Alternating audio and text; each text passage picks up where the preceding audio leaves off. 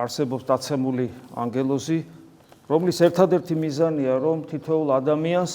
ამ საქმეში, თავარ საქმეში, რისთვისაც თითოეული ჩვენგანი იბადება, ხელი შეუშალოს.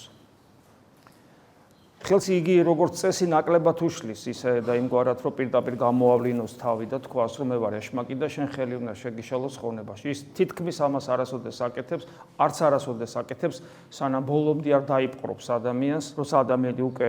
გააზრებულად ხდება ეშმაკის სახური, არამედ იგი ცდუნებით მოქმედებს, როცა ადამიანი მტკიცედ დგება სულიერი ცხოვრების გზაზე